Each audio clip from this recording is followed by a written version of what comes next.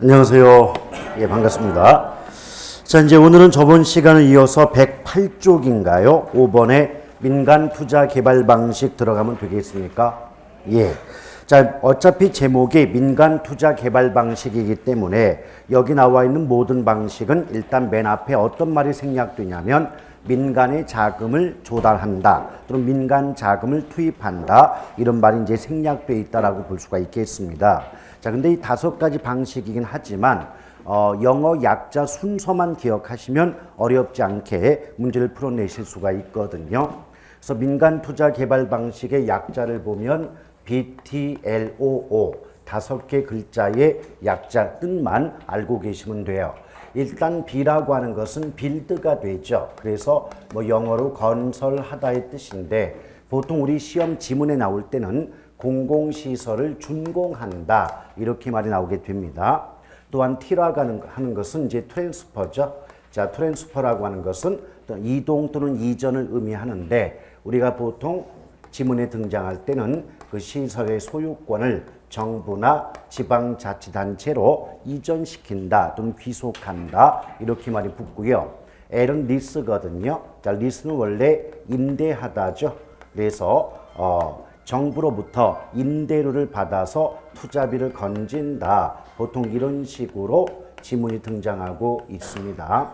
그 다음에 오가 2가지가 있는데요. 첫 번째 오는 오운, 소유하다의 의미가 되고 두 번째 오는 오퍼레이트예요. 그래서 오퍼레이트는 운영하다 이렇게 의미를 따져볼 수가 있을 겁니다. 그럼 단적인 예로 BTL 방식이 나올 수가 있지 않겠습니까? 그러면 항상 맨 앞에는 어차피 제목이 뭐라고 했어요? 민간 투자 개발 방식이라고 하니까 민간의 자금을 조달한다, 민간 자금을 투입한다 이 말을 항상 붙여주시면 됩니다. 그래서 BTL 방식이라고 하는 것은 민간의 자금을 투입하여 공공시설을 준공비 그 다음에 그 시설의 소유권을 정부나 지자체로 이전하기 때문에 T라는 말을 쓰겠죠.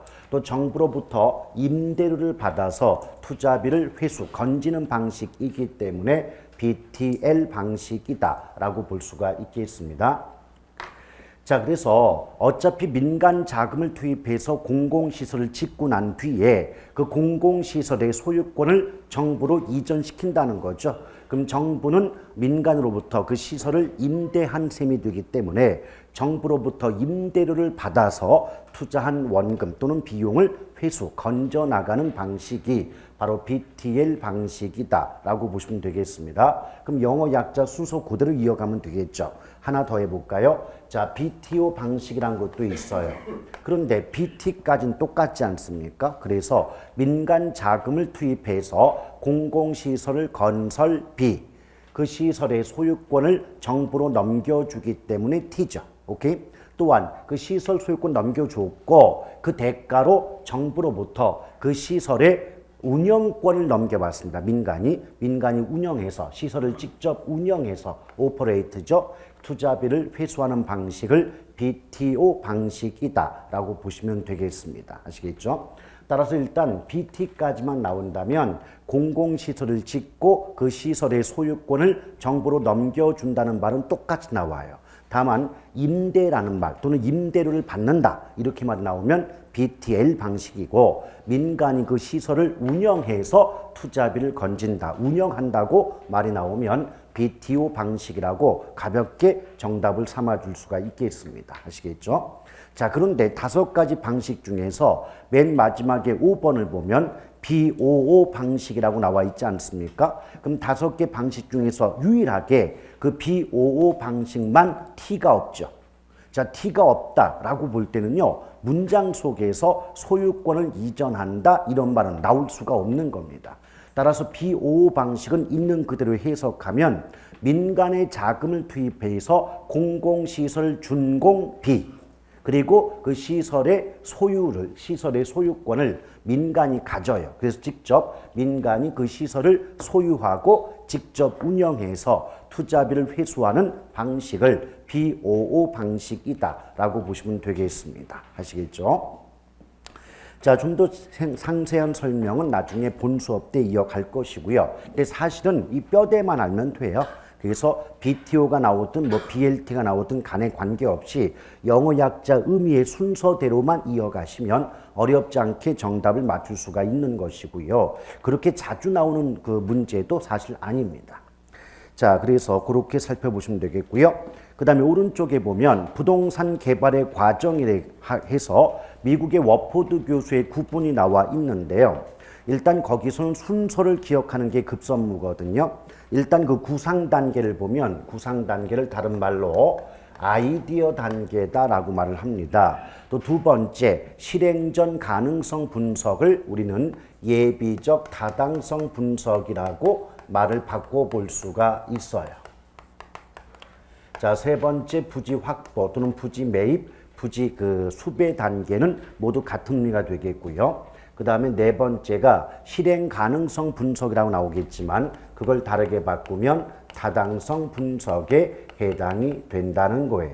나머지 금융이나 건설, 마케팅 단계는 똑같이 이어진다는 거죠. 그렇다면 이 경우에 맨 앞 글자를 따시면 아, 예, 부, 다, 금, 건, 마가 되지 않습니까? 그래서 부동산 개발의 7가지 순서, 단계, 순서를 물어볼 때는 아예, 부타, 금, 건, 마를 기억하셨다가 정답을 삼아 주시면 되는데 자, 26회 기출, 그러니까 재작년 문제죠. 재작년 문제에서도 아예, 부타, 금, 건, 마 순서가 옳게 연결된 것을 골라보라. 이런 문제가 또 등장한 바가 있습니다. 그래서 부동산 개발의 과정은 그 내용을 물어보는 경우보다 순서를 물어보는 경우가 압도적으로 높다는 거예요. 그래서 아예, 부타, 금, 건, 마만 제대로 기억을 하신다 하더라도 문제 푸는데 큰 지장이 없게 됩니다. 다만 이 중에서 내용을 따져보는 부분이 바로 마케팅인데요. 조심할 건 뭐냐면 순서로만 본다면 마케팅 단계가 마지막 단계지만 보통 문장으로 나올 때는 특히 임대차 활동에 있어서는 개발 사업의 초기 단계부터 마케팅을 적극적으로 수행함이 바람직하다. 이런 식의 문장이 자주 등장하고 있다는 거죠. 오케이? 그래서 마케팅은 순서로는 마지막 단계지만 문장이 나올 때는 어떻게 나온다고요? 개발 사업의 초기부터 적극적으로 진행함이 바람직하다. 이런 말이 주로 나오고 있어요. 그걸 단적으로 예를 들어 드린다면 어떤 건물이 완공되기 이전이기 때문에 안전그물이 쳐 있는 경우가 있잖아요. 그럼 그 안전그물 바깥쪽에 대형 플랜카드가 걸려 있더라는 거죠. 그래서 내용을 보니까 축, 무슨 병원 입점 확정, 축, 무슨 은행, 무슨 동 지점, 입점 확정. 이런 플랜카드 보신 적 있습니까?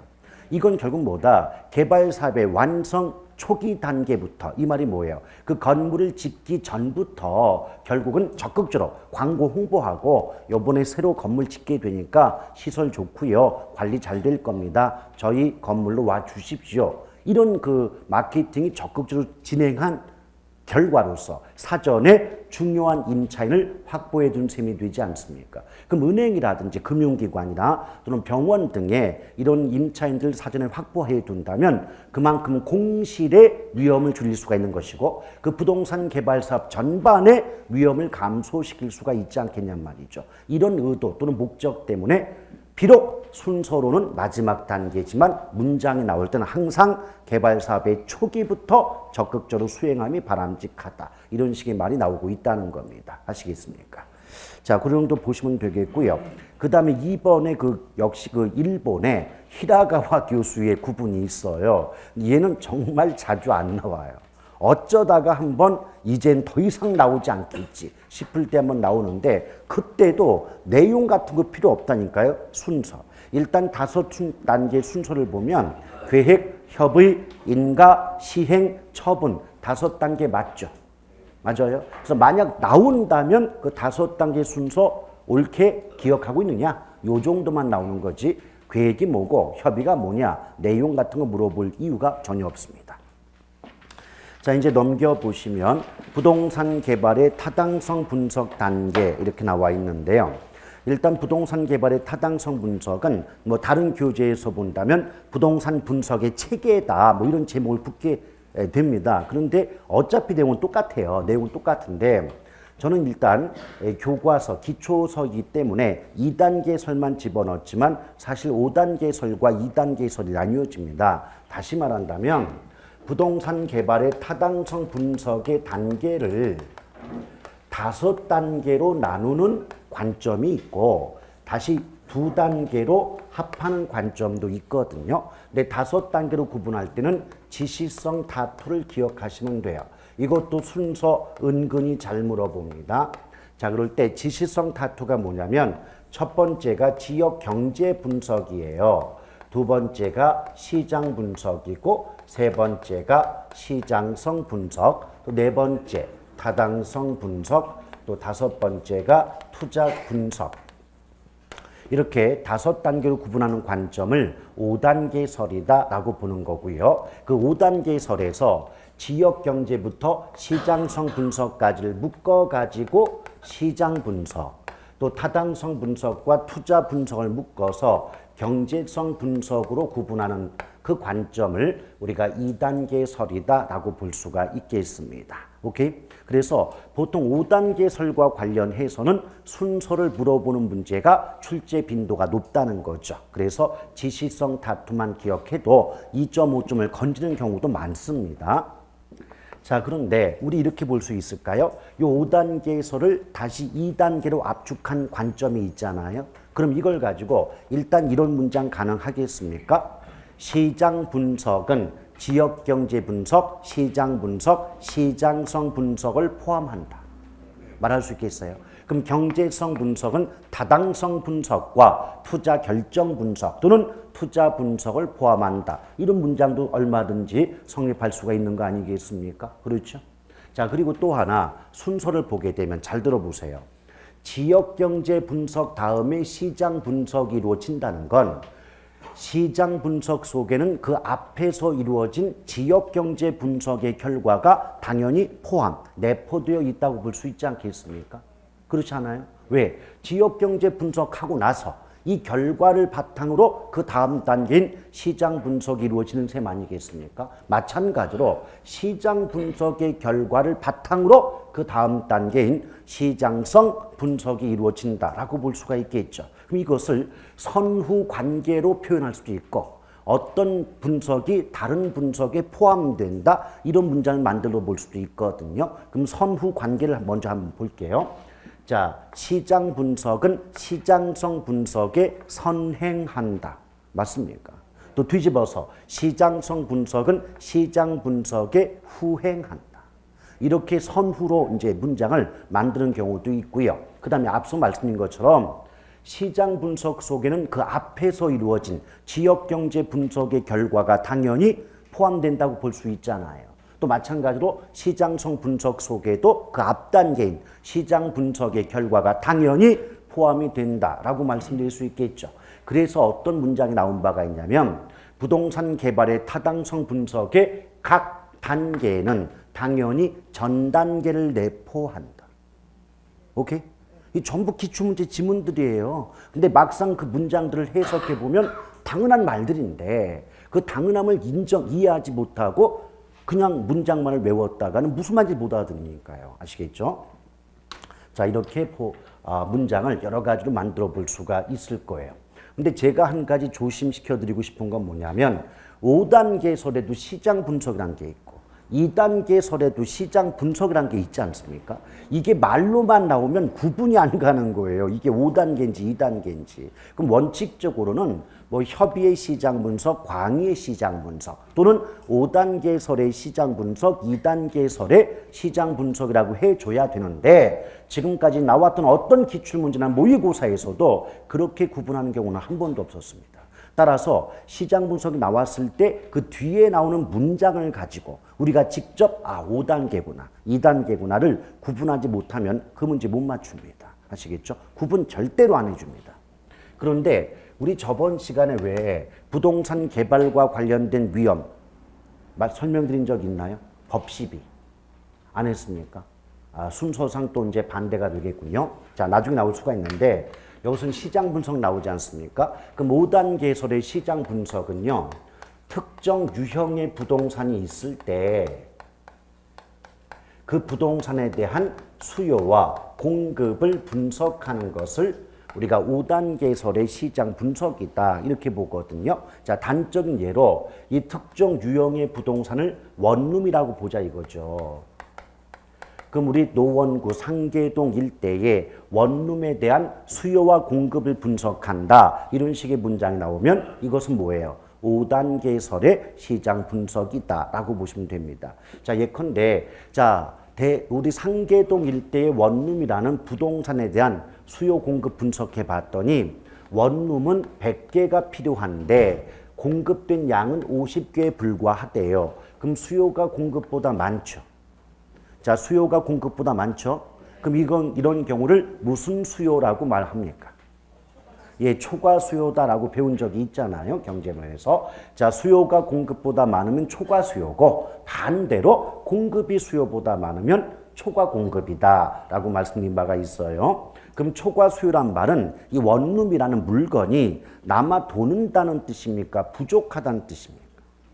초과 수요는 물건이 부족하다의 뜻이에요. 그럼 결국 우리 노원구 상계동 일대의 원룸이라는 부동산은 100개가 필요한데 구할 수 있는 건 50개에 불과하니까 50개만큼 초과 수요가 발생한다. 이 말을 바꾸면 50개만큼 부족하다. 이런 의미가 되지 않겠습니까? 오케이?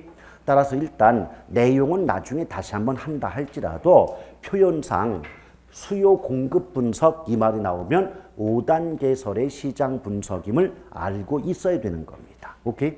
근데 그 다음 단계가 시장성 분석이잖아요. 근데 시장성 분석이란 말은 그 특정 유형의 부동산이 있다고 할 때 이 부동산이 현재나 미래의 시장 상황에서 얼마나 매매되거나 임대될 수 있는가, 즉 매매 임대 가능성을 조사 분석하는 걸 우린 뭐라 그래요? 시장성 분석이다라고 보시면 되겠습니다. 그래서 어떤 내용 그 표현상 차이점 보면 수요 공급 분석 나오면 시장 분석이고 매매 임대 가능성이란 말이 나오면 시장성 분석이다라고 구분할 수 있어야 됩니다. 오케이? 근데 여러분 생각해 보세요. 지금 시장 분석의 결과 지금 노원구 상계동 일대에서는 원룸이라는 부동산이 부족하다는 걸 알았죠. 그렇죠? 그럼 노원구 상계동 일대에 원룸을 건축해서 공급하게 되면 다른 지역에 비해서 원룸이란 부동산의 임대 가능성이 높다고 판단될까요? 낮다고 판단될까요? 응? 지금 수요 공급했잖아요. 원룸 부족하다면서요. 그럼 이 원룸이 부족한 지역에 원룸을 생산해서 공급하면 다른 지역보다 상계동 일대의 원룸의 임대 가능성은 높다고 판단돼요? 낮다고 판단돼요? 높다고 판단되죠? 그게 시장성 분석이라고요. 오케이? 그러면 어떤 부동산 물건이 이 지역에서 많이 팔릴까 덜 팔릴까 이걸 알기 위해서는 수요 공급 분석을 먼저 해야 되는 거 아닙니까? 이걸 먼저 해야 남아도냐 부족하냐를 알아야 팔려 나갈 가능성이 높은지 낮은지 알 수 있는 거 아닙니까? 이거 상식 아닌가요? 그렇잖아요. 이 용어를 처음 들어봤기 때문에 힘이 드는 거지 내용은 상식이에요. 오케이? 그럼 당연히 시장 분석은 시장성 분석에 선행한다고 말이 나올 것이고 또한 이런 말도 가능합니까? 시장 분석은 시장성 분석의 토대가 된다. 바탕이 된다. 기초가 된다. 그 똑같은 말들을 왜 외우고 다닙니까? 같은 말인 것을. 오케이? 그 문장만 더럽게 외우고 다닌 거예요. 무슨 말인지도 모르고. 근데 상대방이 또 위치 살짝 바꿔놓으면 또 못 알아듣고. 그러니까 맨날 개론이 어렵다고 하시는데 알고 보면 똑같은 말이에요. 알고 보면. 아시겠죠? 예. 자, 어쨌든 지금 제가 얘기해 드리고 싶었던 건 일단 첫 번째 시장 분석과 시장성 분석의 관계를 먼저 말씀드리고 싶었던 거고 두 번째는 요 2단계설에도 시장 분석이 있잖아요. 그럼 얘는 어떤 말이 나오냐? 어떤 개발 사업이 있어요. 그 개발 사업이 과연 시장에서 채택될 가능성이 있는가 없는가 이것을 분석하는 걸 우린 뭐라 그래요? 시장 분석. 그래서 개발 사업의 채택 가능성 이 말 나오면 2단계설의 시장 분석이고 특정 부동산의 수요 공급 분석 나오면 5단 개설의 시장 분석이라는 거죠. 오케이? 이 문장을 기억을 해가지고 나오면 이게 둘 다 시장 분석인데 이건 5단계야, 이건 2단계야. 이거 구분하지 못하면 뻔한 문제를 놓쳐요. 아시겠죠? 네, 그만큼 여러분의 좀 노력이 필요한 대목입니다. 됐죠? 이렇게 보시는 거예요. 그리고 이제 이 시장 분석을 바탕으로 경제성 분석은 그 개발 사업으로부터 예상되는 구체적인 수익성을 분석하는 거예요. 그럼 수익성 분석을 바탕으로 그 결과 알게 된 수익성을 가지고 이 개발 사업에 투자할 만한 가치가 있구나 없구나를 판단할 수가 있지 않겠습니까? 그래요? 따라서 경제성 분석은 특정 개발 사업으로부터 예상되는 구체적 수익성 분석을 바탕으로 최종적으로 투자를 할지 말지를 결정하게 되는 이런 단계가 바로 경제성 분석이다라고 보시면 되겠습니다. 아시겠죠? 자, 그렇다면 지금 제가 말씀드린 것이 7번에 2번 분류, 시장 분석과 경제성 분석의 내용에 대해서 말씀드렸던 셈이고요. 3번의 시장 분석의 구성 요소 보니까 가로 1번의 시장 분석은 지역경제 분석, 시장 분석, 시장성 분석으로 구성이 된다라고 나와 있지 않습니까? 바로 결국 뭐예요? 2단계 설의 시장 분석에는 5단계 설에서는 지시성이 포함이 된다. 이 말 아니겠습니까? 그래 놓고 그 아래 보면 또 다른 표가 나오지 않습니까? 표 나오죠. 그래서 근린, 부지, 수요, 공급 분석 나오는데요. 이거 시험에 거의 안 나와요. 거의 안 나오고 만약 나왔다 하더라도 이거 하나 맞추고 표 내용 다 외우고 있겠습니까? 그 대단히 비효율적인 공부예요. 별로 나오지도 않는 거 맞추려고 외운다는 건 아시겠죠? 그래서 방금 전에 토대 잡아드렸던 그 정도만 알고 가셔도 기출문제는 맞추는 거지 굳이 이런 것까지 외울 필요 없습니다. 물론 모의고사나 또는 시중의 문제집에는 많은 문제를 내야 되기 때문에 이런 것들이 있어요. 근데 그런 거 못 맞춘다고 좌절할 필요 없습니다. 괜히 쓸데없이 외우지 마시고요. 날리십시오. 오케이? 자, 그래 놓고 4번의 경제성 분석의 구성 요소 할 때 가로 1번 제목을 보세요. 경제성 분석은 타당성 분석과 투자 분석으로 구성이 된다는 말 나와 있죠. 이건 결국 5단계설의 타2가 경제성 분석에 포함이 된다는 말과 같지 않습니까? 됐지요? 됐어요? 예, 나머지 내용들은 그냥 가볍게 참고 삼아 보시면 되겠고 그 다음에 오른쪽 넘어오시면 경제 기반 분석이 나와 있거든요. 근데 경제 기반 분석을 보게 되면 2번의 기본 가정을 보세요. 도시 경제를 기반 활동과 비기반 활동의 두 가지로 구분해서 분석하는 방법을 경제 기반 분석이라고 하는데 자, 기반 활동을 보니까 대상 도시의 외부로 재화와 용역을 수출하는 활동으로서 외부로부터 화폐 유입이 초래된다. 이런 말 나오잖아요. 자, 그러면 이게 뭐냐? 여러분 울산 아시죠? 울산 그러면 딱 떠오르는 산업이 뭡니까? 현대자동차 맞죠? 물론 이제 거기에 조선소도 있고 하지만요. 중공업도 있고 대표적으로 자동차가 있잖아요. 그럼 생각을 해보세요. 울산에서 생산된 자동차는 울산 내부에서만 소비되나요? 아니잖아요. 전국으로 수출되죠. 근데 수출이 된다는 건 공짜로 대가를 받고 그 외부로부터 울산이 아닌 외부 도시 지역으로부터 울산이라는 지역으로 돈이 들어오잖아요. 그 외부로부터의 화폐 유입을 초래한다라고 하는 거죠. 그게 기반 활동입니다. 또는 기반 산업이다. 이렇게 볼 수가 있겠죠. 근데 비기반이라고 하는 건 외부에 수출되는 게 아니라 그 지역, 그 도시 내부에서 소비되고 마는 경우가 바로 뭐다? 비기반이다. 라고 보시면 되겠습니다. 그래서 2번에 보면 뭐가 나와 있어요? 대상 도시의 내부에서 재화와 용역을 판매하는 활동이다. 라고 나와 있지 않습니까? 오케이? 자, 그런데 어느 도시 또는 어느 지역에 무슨 산업이 기반 산업이냐 아니냐 이것을 판가름하는 계수가 입지계수예요.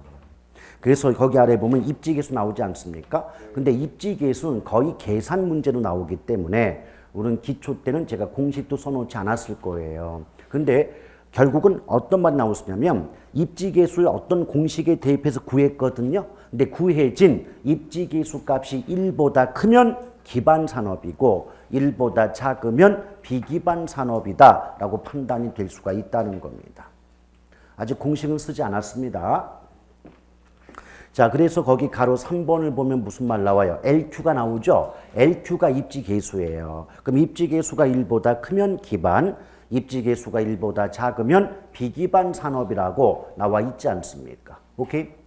그리고 문제가 운이 좋게 쉽게 나온다면 이것만 가지고도 정답인 경우도 있었거든요. 반대로 뒤집어가지고 입지계수가 1보다 작으면 비기반인데 기반! 그래가지고 정답이 됐던 그런 문제도 있어요. 그 다음에 경제 기반 분석 방법도 나와 있는데 이건 나중에 들어갈 부분입니다. 지금 할 필요 없어요. 자, 넘겨볼까요? 자, 넘겨보시면 이제 제목상 부동산 개발의 위험 나오는데 그 부동산 개발 위험 역시도 미국의 워포드 교수의 구분이에요. 자, 법적 위험, 시장 위험, 비용 위험 세 가지 구분하고 있죠. 그래서 앞글자 따면 법 시비, 법으로 시비를 가리자는 거죠. 법 시비. 근데 투자론이 됐든 개발론이 됐든 어느 파트를 불문하고 법적 위험 또는 법률적 위험은 법이 포인트예요. 그래서 법률, 정책, 제도, 규제 등의 변화로 인해서 투자자 또는 개발업자가 손실을 입게 되는 경우가 우린 바로 법적 위험 또는 법률적 위험이다라고 볼 수가 있어요. 오케이? 단적인 예로요. 곰돌이가 앞으로 모래 먹고 살면 노후가 좀 보장될 수 있을까 고민 끝에 모든 경기가 안 좋음에도 불구하고 숙박업은 그런저럭 수익이 나온다 이런 소문을 들었다는 거예요. 그럼 당연히 곰돌이는 노후 대책을 삼아서 그래 내가 모텔을 한번 짓고 이걸 운영하면 뭐 먹고는 살 수 있겠구나 생각을 하더라는 거죠. 그래서 모텔을 짓고자 하면 부지를 확보해야 되니까 모텔을 짓고자 뭐 10억을 주고 부지를 확보했대요. 그럼 부지 확보하고 난 뒤에 다음 단계는 뭡니까? 구청 가서 건축허가 받아야 될 거 아닙니까? 그래서 이제 건축허가를 받으러 갔더니 공무원이 사색이 된 얼굴로 아이고 선생님 어쩐데요? 왜요? 아이고 저기 그 땅 저기 일주일 전에 주거 전용지역 지정됐는데요. 자, 전용 주거지로 지정이 되면 모텔을 짓습니까? 못 짓습니까? 못 짓죠. 그러면 곰돌이는 뭐예요? 그냥 허공 볼 수밖에 없지 않습니까? 물론 10억짜리 부지가 남아는 있지만 그 부지 왜 확보했습니까? 모텔 짓고 운영해서 노후 좀 보장 받으려고 그 부지를 산 건데 이거 부지를 산 보람이 없지 않습니까? 그렇죠? 이런 경우가 바로 뭐다? 전용 주거지역 지정됐다는 건 용도지역지구 적용이 됐다는 거 아니겠습니까? 따라서 바로 토지 이용 규제 등을 비롯해서 어떤 그 행정 차원에서 법률, 정책, 제도의 변화 때문에 지금 손해를 입게 되는 경우가 되겠죠. 이런 경우가 바로 법적 위험이다라고 볼 수가 있어요. 근데 법적 위험에 대한 대책은 간단해요. 이용 계획이 확정된 땅 매입하면 됐을 거 아니에요. 그렇잖아요. 오케이? 그래서 우리가 간략히 지금은 기초다 보니까 일일이 다 예를 들어 설명하기 때문에 좀 복잡해 보이는 것 같지만 나중에 여러분이 개념을 다 잡으셨잖아요. 그럼 외울 건 딱 두 가지예요. 법적 위험의 뜻, 그리고 두 번째 대책. 대책이 뭐예요? 이용 계획이 확정된 부지 매입. 그럼 법적 위험에 대한 대책이에요. 근데 이걸 가지고 여러분의 혼란을 유발할 때는 어떻게 말을 바꾸냐면 분명히 이용 계획이 확정된 부지 매입은 법적 위험에 대한 대책 맞죠? 근데 이것은 무슨 시장 위험에 대한 대책이다. 또는 뭐 비용 위험에 대한 대책이다. 이렇게 말을 바꿔가지고 혼란을 유발하는 경우가 있다는 얘기입니다. 아시겠죠? 그리고 이제 시장 위험은 좀 할 얘기가 있어서 조금 뒤로 밀어놓고 비용 위험부터 먼저 할게요. 근데 비용 위험도 벌써 제목에 뭐 나왔어요? 비용자 나왔잖아요. 그럼 개발업자 입장에서 당초에 처음에 예상했던 비용보다 비용이 더욱 크게 늘어날 위험을 우리 뭐라 그래요? 비용 위험 그래요. 오케이?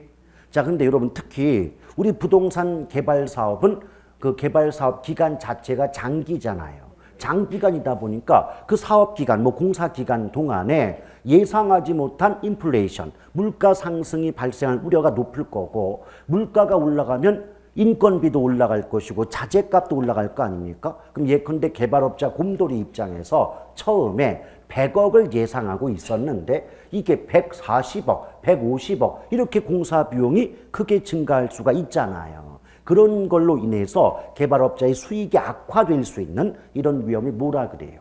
비용 위험이다. 이렇게 말하거든요. 근데 비용 위험에 대한 대책은요. 최대 가격 보증 계약의 체결입니다. 최대 가격 보증 계약. 이게 무슨 말이냐면 거기는 없어요? 있죠. 예. 근데 이게 무슨 말이냐? 여기 이제 개발업자와 건설업자가 있대요. 자, 편의상 개발업자를 곰돌이라고 보고 건설업자를 푸다라고 가정해 보자는 거죠. 그럼 곰돌이 개발업자가 푸 건설업자와 처음에 계약을 맺으면서 어떤 말을 하냐면 푸야, 내가 지금 100억의 공사비를 예상하고 있어. 근데 너도 알다시피 공사 기간이 길어지다 보면 물가가 올라가고 내가 예상했던 것보다 비용이 늘어날 수가 있지 않느냐. 그럼 나는 최대 120억까지는 지불해 줄게. 최대.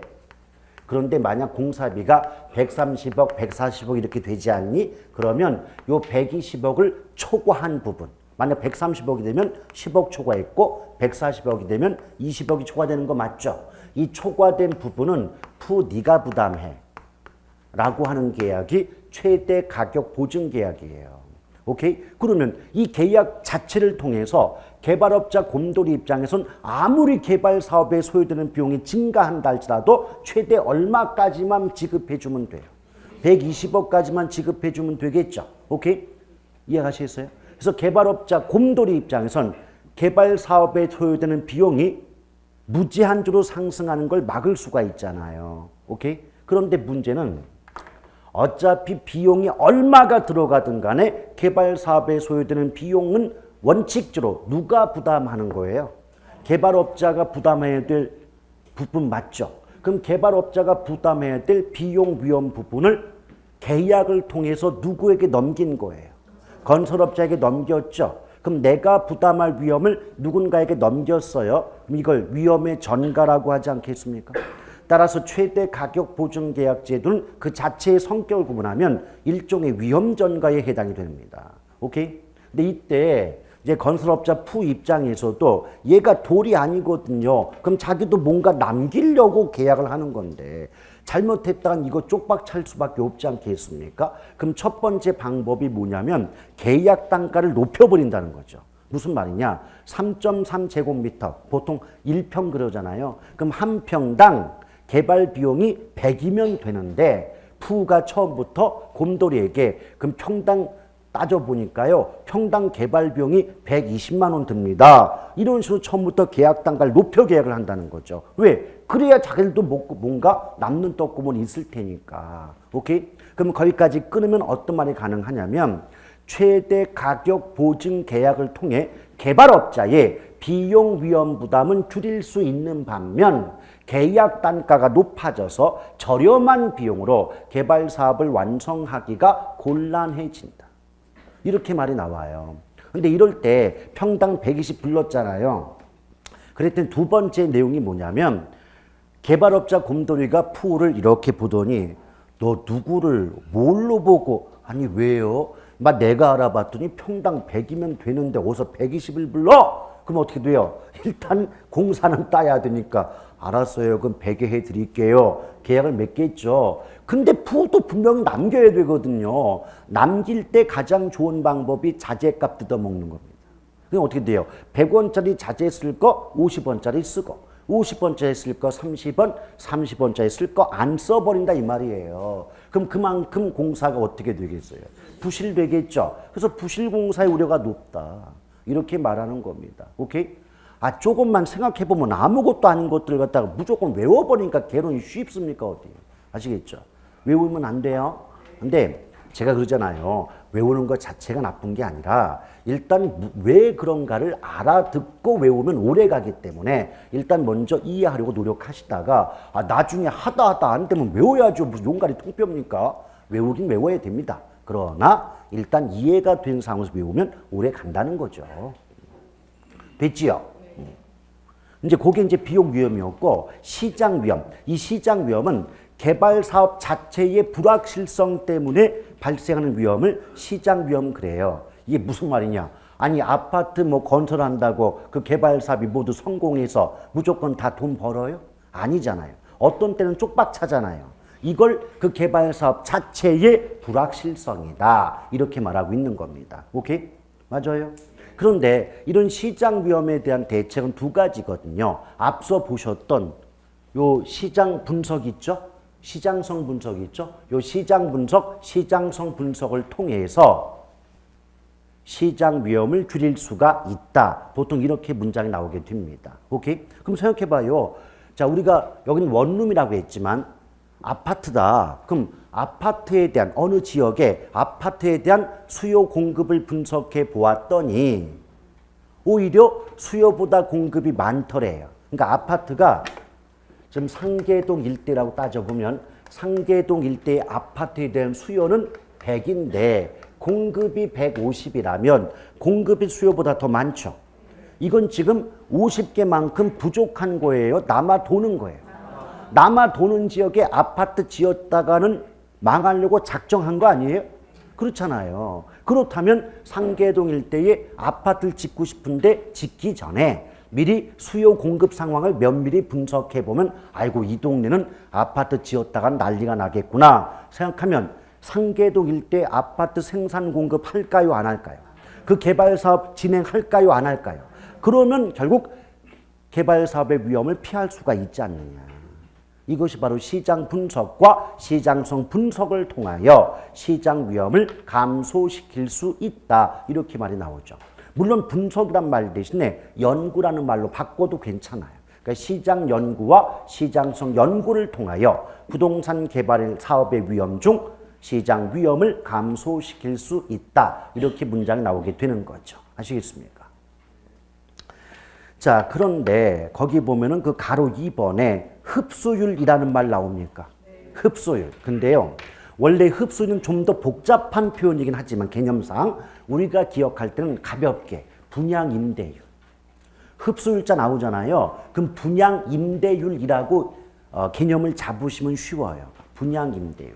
근데 원래 흡수율의 뜻이 뭐냐면 지금 당장 안 쓰셔도 됩니다. 왜? 기본서 보면 다 나오니까. 근데 왜 제가 흡수를 압축해서 분양 임대율이라고 하냐면 원래 흡수율의 의미가 뭐냐면 새롭게 공급된 부동산이 일정한 기간 동안 분양되거나 임대된 비율을 흡수율이다 이렇게 말을 하거든요. 오케이?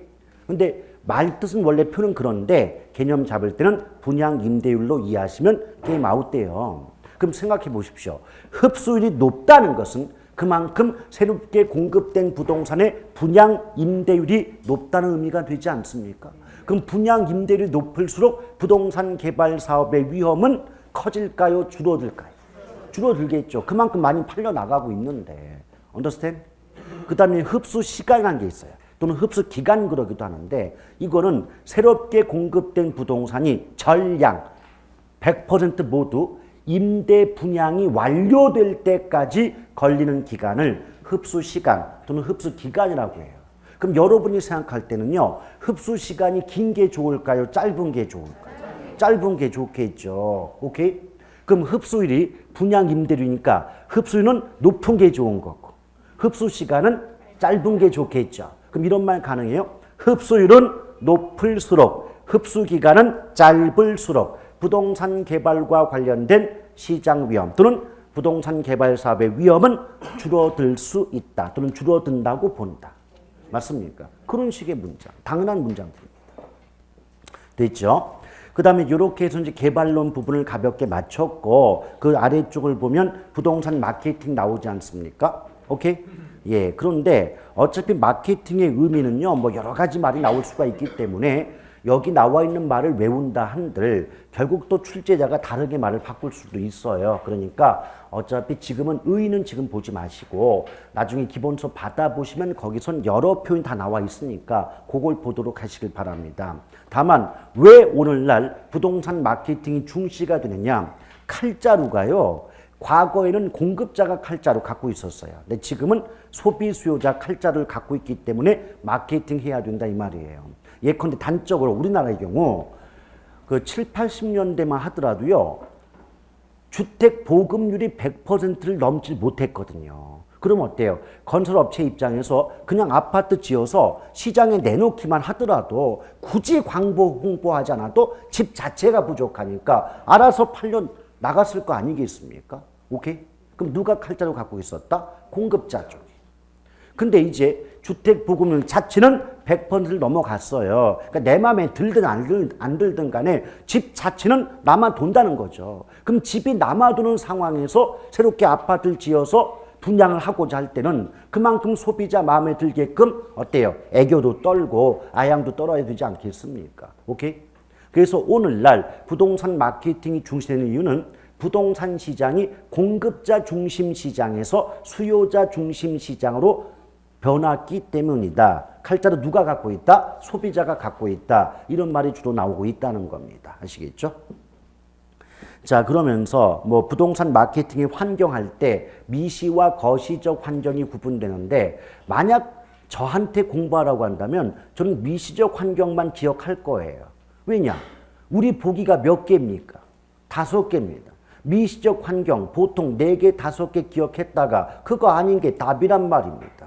오케이? 어떻게 나오냐면 다음 중 부동산 마케팅 환경 중 미시적 환경이 아닌 것은 그럼 1번 뭐 공중, 2번 정부, 3번 경쟁업자 이렇게 나오다가 4번에 인문적 환경 뭐 이렇게 나온단 말이에요. 그럼 그게 답이라니까요. 오케이? 그래서 굳이 뭐 그게 뜻이 뭐냐 이렇게 외울 필요가 없습니다. 그래서 거기 보면 경쟁업자, 고객, 공중, 정부는 미시다라고 나와 있죠. 그 정도만 알면 운 좋으면 그대로 2.5점 건져요.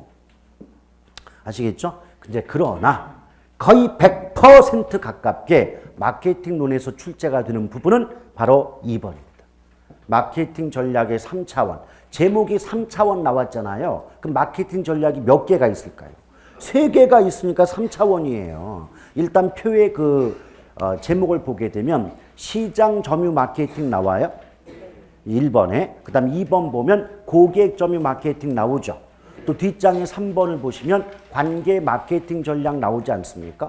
그럼 시장 점유, 고객 점유, 관계니까 몇 개예요? 그래서 3차원 전략 그럽니다. 일단 내용 설명에 앞서서 성격부터 구분하셔야 되는데 1번의 시장 점유 마케팅은 공급자 중심의 마케팅 전략입니다. 그리고 2번의 고객 점유는요. 벌써 제목 속에 고객이란 말이 붙었잖아요. 그럼 누구 중심이에요? 수요자 또는 소비자 중심의 마케팅 전략일 수밖에 없는 거고요.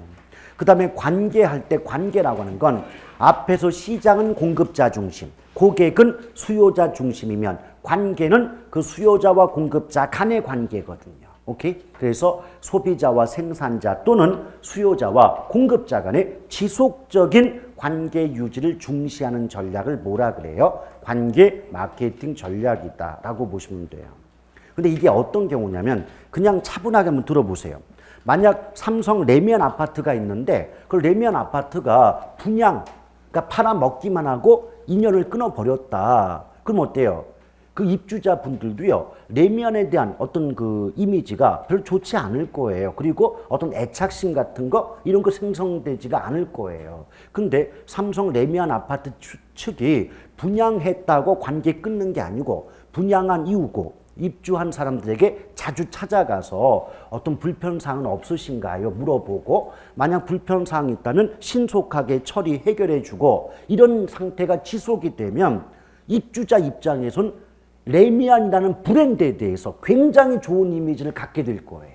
그렇죠. 그럼 이분들이 상계동에 살다가 무슨 강남이 됐든 뭐 대전, 대구가 됐든 다른 저 이동에 나갈 때도 무슨 아파트부터 먼저 구해보고자 할 것입니다. 레미안부터. 오케이? 그래서 결국 관계 마케팅은요, 일회성 거래, 한 번 팔고 쫑나는 게 아니라 일회성 거래에 대한 반성으로서 그 소비자와의 지속적인 관계를 유지하고 이것을 바탕으로 그 브랜드에 대한 좋은 이미지를 형성시킴으로써 장래에 가는 고객을 사전에 확보하고자 하는 전략이 바로 뭐예요? 관계 마케팅 전략. 오케이? 제가 왜 관계부터 하냐면 그게 가장 내용이 빈약하기 때문에 아래에서 위로 거꾸로 올라가는 거예요, 지금. 문제가 가장 나오는 건 1번이에요. 시장 점유 마케팅 전략이 가장 문제가 많이 나오는데 왜? 딱 봐도 내용 많잖아요. 물어볼 게 많다고요. 그래서 설명은 거꾸로 해요. 내용 빈약한 것부터 위로 올라가겠다는 거죠. 오케이? 그래서 관계 지금 얘기했잖아요. 그럼 관계 마케팅은 두 가지만 기억하면 돼요. 자, 소비자와 생산자 또는 수요자와 공급자 간의 지속적인 관계 유지, 요거 하나 기억하고, 두 번째 제가 자꾸 레미안 얘기했던 건 브랜드의 이미지와 밀접한 관련이 있기 때문에 레미안을 얘기한 겁니다. 그래서 브랜드자 나왔다. 읽기 중단. 무조건 답은 관계입니다. 아시겠죠? 그 다음에 두 번째가 이제 고객적 마케팅인데, 이 고객적 마케팅 벌써 제목 속에 고객이란 말이 있다는 건 결국 누구의 마음에 들게끔 한다.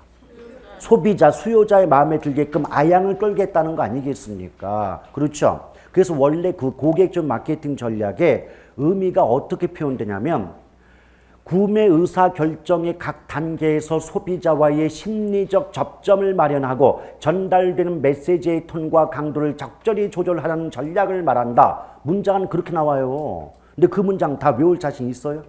없죠? 근데 그 긴 문장 속에서 절대로 누가 내도 안 빠지는 표현이 있습니다. 그 표현이 바로 뭐냐? 소비자와의 심리적 접점 마련. 그 말이 있어요? 그 말은 누가 내도 절대 빠지지 않는 표현이에요. 그러므로 자, 앞뒤 문장이 되게 길고 복잡했어요. 뭔 말인지 못 알아듣겠어요. 근데 소비자와의 심리적 접점 나오는 그 순간 답은 고객 점유예요. 그 말 뺄 수가 없다고요. 근데 생각해봐요.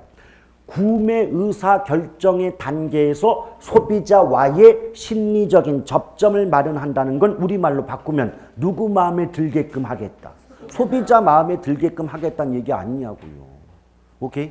그 표현 하나 기억하시고, 그 다음에 AIDA 나와요? 아이다. 아이다란 말 없습니까? 기초서라 제가 빼놨나 보네요. 그럼 어때요? 만약에 문장을 읽다가 AIDA, 아이다. 이 말 나오잖아요. 해석할 것도 없어요. 이 말 나오면 답은 고객점유예요. 아이다의 원리가 적용이 되거든요. 이때 A는요, attention, 주의, 주목, I는 interesting, 흥미, D는 desire, 욕구, 욕망, A는 action, 행동이거든요. 근데 뭐 그걸 한글로 뭐 순서 연결해봐라. 사실 그런 문제가 과거에 한번 나오긴 했는데 언제 나왔어요? 자유당 때. 옛날 그런 문제 한번 나왔어요. 근데 지금은 그런 걸 물어볼 이유가 없죠. 그냥 아이다, 어른이 아니다, 아이다 나오면 뭐라고요? 고객점이에요. 근데 이게 뭐냐면 이제 곰순이하고 웅녀하고 친구인데 둘이 길을 걷다가 그동안 보지 못했던 새로운 모델 하우스를 발견했다는 거예요. 저거 없던 건데? 어텐션. 주의 주목이에요, 이게. 그래서 우리 저기 한번 가보자. 손 잡고 가가지고 거기 직원분에게 이 아파트 어디에 세워져요? 몇 세대가 돼요? 학군이나 교통관계 비롯해서 입지 조건 어떻게 돼요? 나중에 팔아먹을 때 잘 팔려요? 별거 다 물어본다는 거죠. 뭔가 물어본다는 건 흥미가 있기 때문이에요.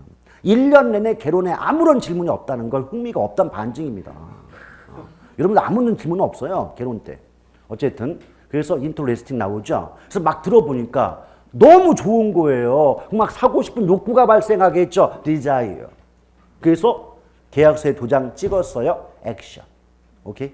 자, 다시 한번. 새로운 모델 하우스 발견하고 저거 뭐지? attention.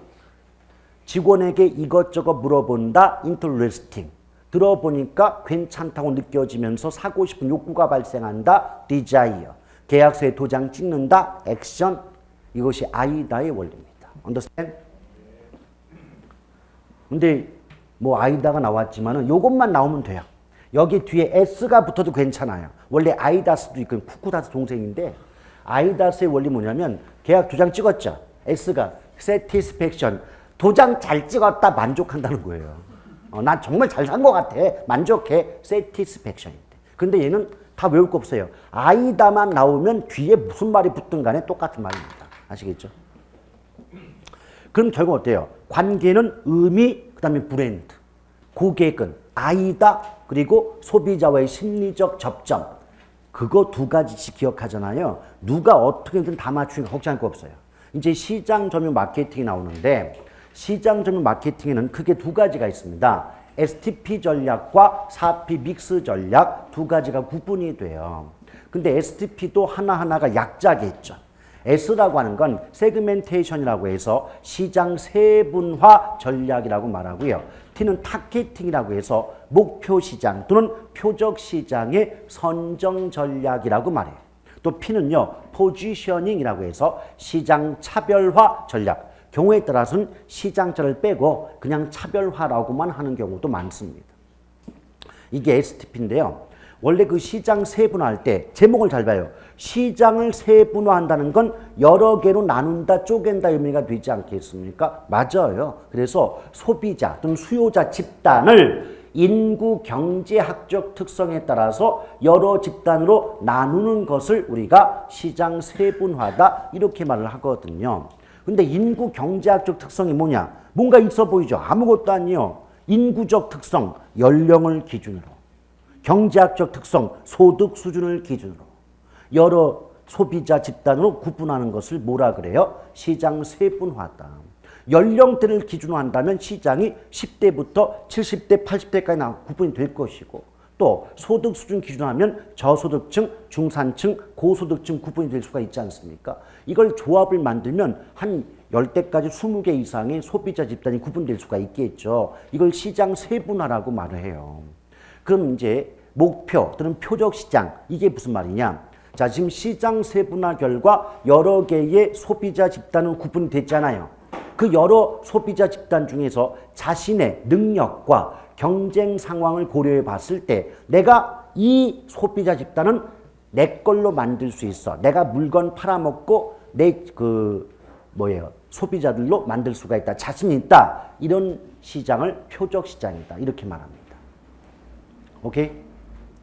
그래서 예컨대 LG 핸드폰 그러면 LG 핸드폰은 삼성 핸드폰에 비해서 이미지가 뭐냐면 조금 튼튼하진 못해요. 튼튼하진 못하지만 뭐 다양한 기능, 예쁜 디자인 뭐 이런 게 있다고 가정을 해보자 이거죠. 그럼 다양한 기능과 예쁜 디자인을 선호하는 건 30대겠어요? 10대겠어요? 10대예요. 그리고 뭐 최신형 핸드폰 같은 경우는 구형보다는 어때요? 값이 비싸잖아요. 그럼에도 불구하고 그 신형 핸드폰을 구매하고자 한다면 구매 능력이 있어야 될 거 아니냐. 그럼 어때요? LG 기업 입장에선 연령대는 10대 후반 그리고 소득 수준은 중산층 이상의 소비자 집단은 내가 쌈 싸 먹을 수 있어 라고 하는 걸 목표 시장 또는 표적 시장의 선정이다 라고 말하고 있는 거죠. 오케이? 맞아요? 그리고 시장 차별화 얘야말로 출제하는 사람마다 너무 문장 표현 다양해가지고 다 외울 수도 없습니다. 오케이? 근데 다만 한 가지 요령을 좀 알려드리면 포지셔닝이죠. 그럼 포지션이 우리말로 번역하면 뭐가 돼요? 포지션. 위치죠. 위치죠. 자, 길고 복잡한 문장 나왔는데 문장 속에 위치자 나오면 포지셔닝이 답이에요. 아시겠어요? 어쩔 수 없다니까요. 특징적인 단어를 기억해서 맞춰야지 문장 나중에 보세요. 얼마나 긴가. 그건 못 외웁니다, 그거. 그래서 예전에는 어떻게 나왔냐면 시장 차별화, 즉 포지셔닝이란 타사 제품과 구별되는 자사 제품의 독특한 이미지를 구축하는 전략이다. 이렇게 나온 적이 있고 최근에는 또 어떻게 나왔어요? 시장 차별화란 자사 제품을 소비자의 지각 속에 적절히 위치시키는 전략이다. 이렇게 나왔어요. 그 뭘 해석해봤자 뭔 말인지 잘 못 알아들어요. 근데 지금 적절히 뭐 한다 그랬어요? 위치 나오면 포지션, 오케이? 그래서 시장 차별화가 답이라고요. 그렇게 안 하면 그런 문제 못 맞춥니다. 왜? 아니 외울 게 한두 가지의 말이죠. 언제 그걸 외우고 있습니까? 아시겠죠? 그래서 최소한 우리 출제자분들이 그거 갖고 장난은 안 쳐요. 그러니까 위치자 나오면 그냥 눈 징긋이 감으시고 뭐를 답으로 차별화, 시장 차별화 답하시면 됩니다. 그런 장난까지는 안 칩니다. 아시겠죠? 요게 이제 STP 전략이고요. 이제 4P 믹스가 나오는데 생각해봐요. 믹스라고 하는 건 뭔가를 혼합한다, 짬뽕한다의 뜻이잖아요. 그럼 4P라고 할 때 알파벳 P로 시작되는 4가지 요소를 적절히 혼합하기 때문에 4P 믹스다 그래요. 다른 말로 마케팅 믹스라고도 말합니다. 근데 알파벳 P로 시작되는 그 4가지 요소가 뭐냐? 첫 번째 프로덕트, 제품 전략이 있고요. 두 번째 프라이스, 가격 전략. 네 번째 플레이스, 유통 경로 전략. 또 네 번째가 뭐가 있어요? 프로모션, 판촉 전략. 근데 판매 촉진 줄여서 판촉 전략 그러는데 요거는 출제하는 분에 따라서 어떤 분은 의사소통 전략 하는 경우도 있고 또 다른 분은 광고 홍보 전략이다 이렇게 말을 바꾸는 경우도 있습니다. 근데 웃긴 게 뭔지 아세요? 3년 전인가 문제가 어떻게 나오냐면 다음 중 틀린 것은 4P 믹스에는 첫 번째 프로덕트, 두 번째 프라이스, 세 번째 플레이스, 네 번째 포지션이 포함된다 그랬어요. 포지션은 STPP잖아요. 근데 4PP가 나오려면 프로모션자가 있어야 되지 않습니까? 그걸 포지션 하는 바람에 다 틀린 거 아니에요. 왜? 영어는 신경도 안 썼거든요. 우리 수험생 특징 그냥 P가 나오면 4P일 거야. 그거 다 P박 쓴 거 아닙니까? 그런 식의 문제. 근데 어떻게 보면 출제자 입장에선 내용 같은 거, 이론 같은 거 물어본 게 아니라 4PP가 뭐니? 던져준 거 아닙니까? 그것조차 우리는 공부를 안 했단 말이에요. 뭐 설마 영어 나오겠어? 뭐 한글 써주던데? 이런 어떤 안이한 자세. 이것 때문에 어떻게 보면 2.5점 쉽게 건질 수 있는 문제를 우리에서 놓친 거 아닙니까? 전 그걸 볼 때마다 안타까워 죽겠는 거예요. 아니 그게 무슨 문제를 앞쪽을 왜 틀려 도대체. 포지션. 그렇게 위치가 좋아요? 프로모션입니다. 아시겠죠? 오케이? 근데 웃긴 건 그걸 가지고 그 다음에는 포지션 대신에 프로모션 써가지고 맞는 질문 만들었다니까요. 뭔 말인지 알아요? 그래서 여러분들 만약 여러분들이 독학하시고 싶다 그러면 제가 독학을 하고 싶다. 저 이거 수업 안 들어요. 뭐 하냐?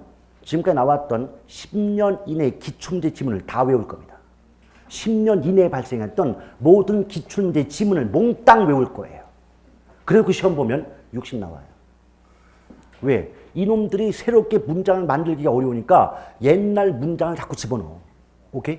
물론 똑같이 만들지는 못하죠. 왜? 뽀록이 나잖아요. 그러니까 제가 정확히 말씀드리는 게 뭐냐면 10년 이내 기출문제를 다 지문을 웬만큼 내가 기억하지 않습니까? 그럼 보기 5개 중에 3개는 보자마자 아웃시켜요. 3개는. 보자마자 아웃시키고 나머지 2개 중에서 자주 봤던 게 답이에요. 그렇게 찍어버리는 거예요. 아시겠어요? 그래서 제가 항상 어떻게 수업합니까? 일단 내용 설명해드리고 문장은 이렇게 나왔었어요 라고 자꾸 얘기하는 게 그 나중에 바뀌잖아요. 나중에 기출문제가 얼마나 쉽게 풀리는가 한번 느껴보시라고. 아시겠어요? 그렇게 나온다니까요. 됐죠? 예. 그리고 요 구체적인 것들은 내용 설명 이거 필요 없어요. 왜냐? 예컨대 거기 보면 그 어디 있어요? 그 디귿번에 제품 마케팅 해가지고 나오죠. 그 다음에 가격 전략도 고가, 저가, 뭐 중립 가격 전략 해가지고 음이 나와 있지 않습니까? 근데 얘네들은 음이도 안 나와요. 어떻게 나오느냐? 자, 그 위에 제품 전략 보면 뭐 아파트 평면 설계라는 거 있어요?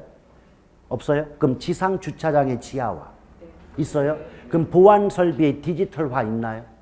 없어요? 그럼 아파트 단지 내 실개천 설치 있어요? 그럼 뭐가 있어요? 제가 아파트 평면 설계 그랬죠? 그럼 아파트 설계나 아파트 평면 설계나 똑같은 말 했구만. 평면자 없다고? 네, 저의 잘못이에요. 예. 근데 제가 이 말씀 왜 드느냐?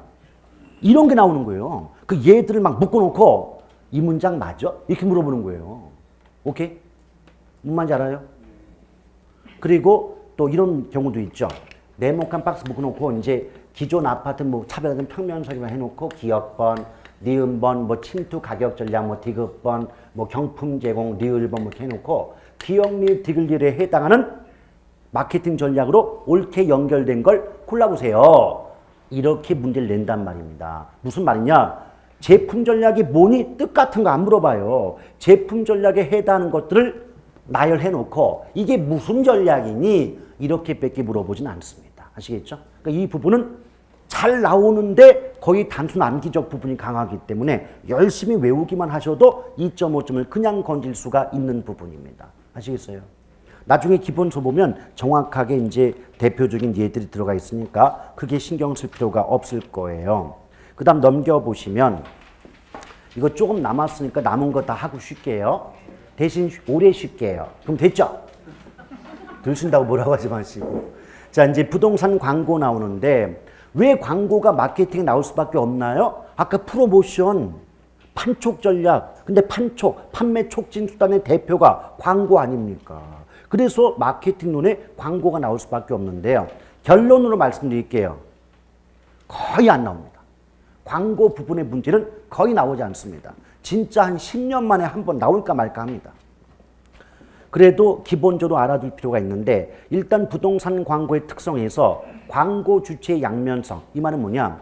사는 사람, 파는 사람 모두를 대상으로 광고가 이루어진다는 특성이 있다는 뜻이고요. 그 다음에 광고 내용의 개별성, 우리 교차로 한 번만 보세요. 같은 부동산도 주거용, 상업용, 공업용 나눠지고 같은 주거용도 단독주택, 아파트, 연립, 빌라 다 구분되죠. 또 단독주택도 주택마다 내용이 다 다르잖아요. 그러니까 광고는 내용, 물건마다 광고 내용이 다르지 않느냐. 이걸 광고 내용의 개별성 그래요.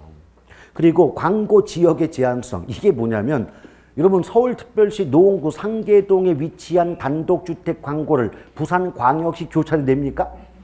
안 내잖아요. 그게 광고 지역의 제한성이에요. 그리고 이제 광고 분류가 나오는데 다 필요 없고요. 거기 노벨티 광고 있어요? 노벨티 광고 읽다 보시면 어떤 말 나와요?